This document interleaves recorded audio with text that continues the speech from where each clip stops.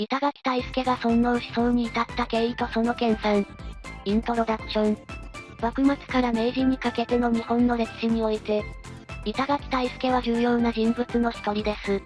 彼の尊王思想とその研鑽は、日本の近代化に大きな影響を与えました。今回は、ずんだもんと四国メタンの対話形式で、板垣退助がどのようにして尊王思想に至ったのか、その背景と研鑽について解説します。幕末の動乱と板垣退助の出発点。板垣退助ってどんな人だったのだ？板垣退助は幕末から明治初期にかけて活躍した武士で、自由民権運動の先駆者でもあったのよ。彼は土佐藩に生まれ、若い頃から武士としての教育を受けていたの。でも、どうして尊王思想に目覚めたのだ？それは幕末の動乱が大きなきっかけだったの。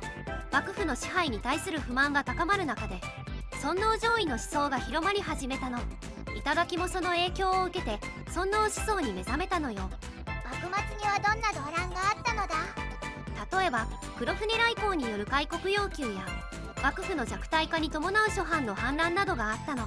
これらの出来事が人々の中に幕府への不信感を生み出し、尊王攘夷運動が広がるきっかけとなったのよ。政治活動と尊王思想の進化。へえ、じゃあ尊王思想を持つとどんな行動をしたのだ？板垣退助は尊王思想を持つようになってから政治活動に積極的に参加するようになったの。彼は最初土佐藩の改革に尽力し、その後幕府を倒して新しい政府を作るための運動に参加したのよ。具体的にどんなことをしたのだ？例えば1867年の大政奉還の際には土佐藩の代表として活動し、幕府を倒すための準備を進めたの。そして明治維新後には新政府の要職に就き、国の近代化に貢献したのよ。その新政府での具体的な役割は何なのだ？板垣退助は明治政府で内務長として行政改革や地方自治の確立に尽力したの。また藩閥政治に対抗して国民の意見を反映させる政治体制の構築を目指したのよ。自由民権運動と尊王思想の融合。でも板垣退助は自由民権運動でも有名なのだ。尊王思想とどう関係があるのだ？いい質問ね。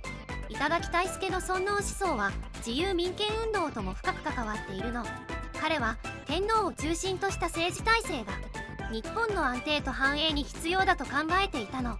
でもそれだけではなく、国民一人一人の権利も大切にするべきだと思ったの。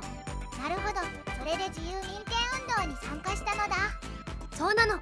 板垣退助は自由民権運動を通じて国民の権利と自由を守るために戦ったのよ。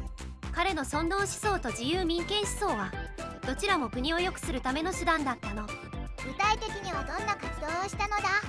板垣退助は自由党を結成し、民権を求める運動を展開したの。彼は地方での演説活動を通じて国民に政治参加の重要性を訴え、憲法制定と議会開設を求める声を上げ続けたのよ。板垣退助の思想とその影響。板垣退助の尊王思想と自由民権思想はどのようにして現代に影響を与えてるのだ？板垣退助の思想は現代の日本の政治体制や社会思想に大きな影響を与えたのよ。彼の尊王思想は天皇制の存続とその象徴的地位を支える基盤となって、自由民権思想は国民の基本的人権や民主主義の確立に寄与したの。彼の活動や思想は他の国にも影響を与えたのだ。そうね。板垣退助の思想や活動はアジアの他の国々にも影響を与えたの。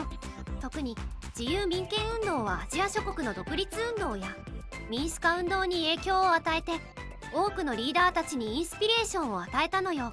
まとめ。板垣退助は、幕末の動乱を経て尊王思想に目覚め、その思想をもとに政治活動を展開しました。さらに、明治維新後には自由民権運動にも参加し、尊王思想と自由民権思想を融合させることで、日本の近代化に大きく貢献しました。彼の生涯と思想派、今なお日本の歴史に深い影響を与え続けています。